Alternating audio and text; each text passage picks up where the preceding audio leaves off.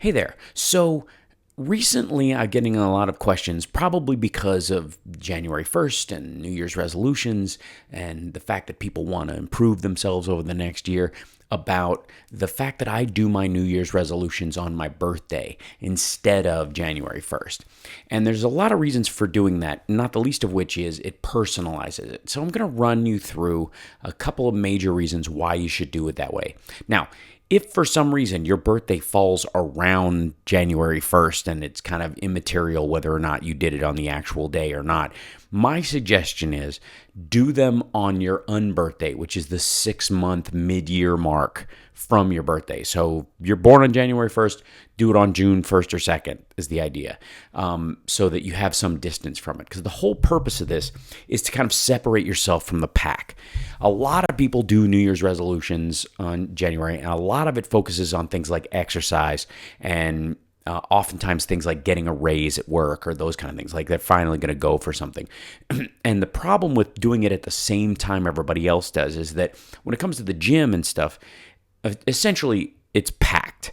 January is like the worst month to start going to a gym because all the newbie machines, when you're first starting to work out, are already taken up. A lot of people focus on cardio right out of the gate because they're trying to lose weight, or they're the lighter free weights, that kind of stuff.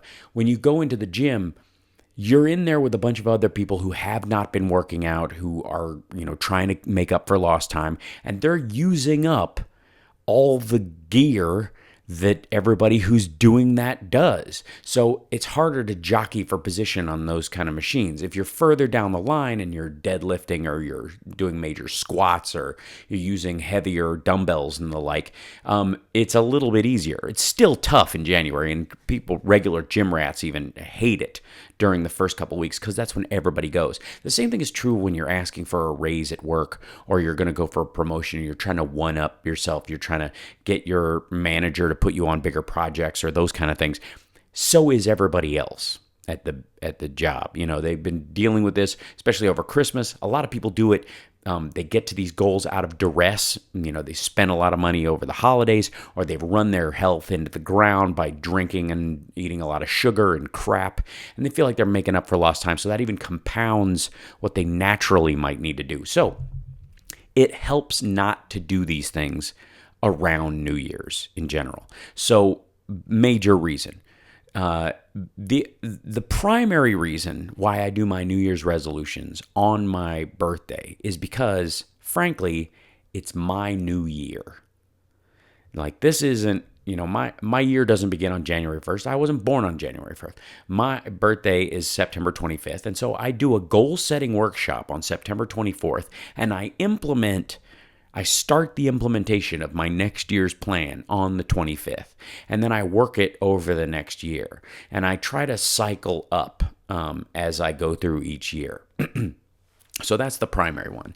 The second one is like I said, it's not as crowded, and you can kind of get a jump on everyone else. And by the time January 1st comes around, instead of like, oh, I need to get into the gym and I need to start working on things, you've already got a program in place that you've been doing for at least 30 days, a month, maybe 6 months, that when the gym is crowded, you've already got options as to how to go about making that change without needing to get a new gym membership, start stuff, that type of thing. And when it comes to, getting that raise or what have you, that may be your January 1st idea, but you've been working on it for 4 months or 5 months or 3 months or 6 months, what have you.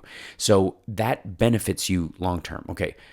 The third thing to remember when you're talking about setting your goals for your new year, and this is true if you do it on regular New Year's, or you do it on your birthday, or you do it anywhere.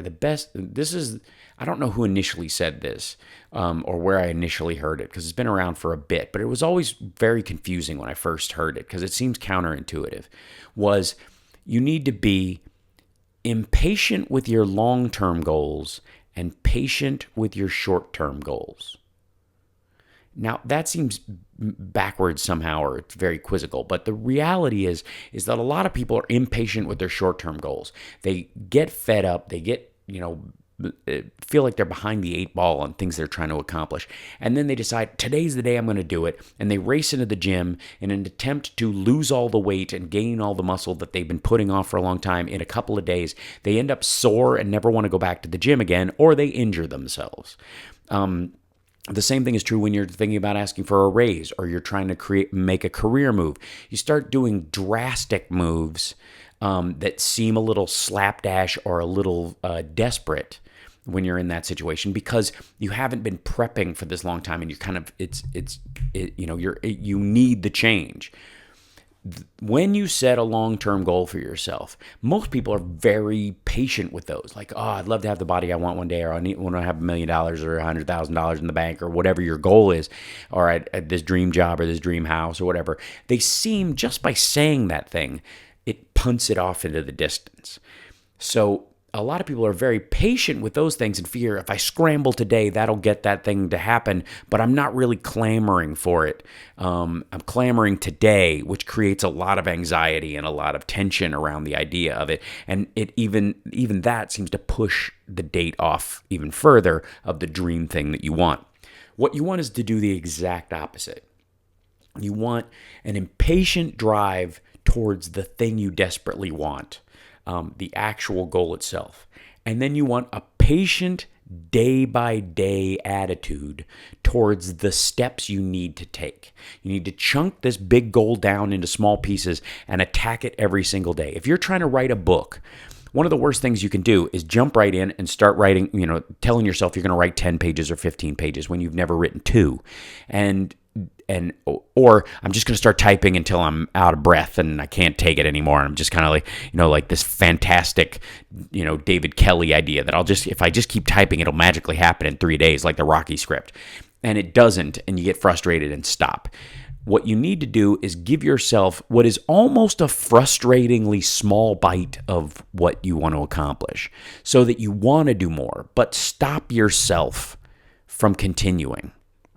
If you're writing something or whatever, you can make a couple of notes, but don't do any more writing than you've set yourself up for, at least for the first little bit. You're doing 3 pages a day and you manage to do 3 pages, stop at 3 pages. It'll be really frustrating, but the next day you'll be driven to continue the project, which is that impatience with that long-term goal, and day to day you'll hunker down and do those 3 pages. Now, eventually, in very short order, you'll increase that amount because it'll be much more normal to you. But that will be a natural extension of that process. So impatient with your long-term goals, patient with your short-term goals. If you're building a house, you need every brick laid perfectly. You can't just shove them in there really quick and hope the wall stays up. And so those are the 3 things. So let me know in the comment section if that helps you in any way. And stay tuned for more videos like this.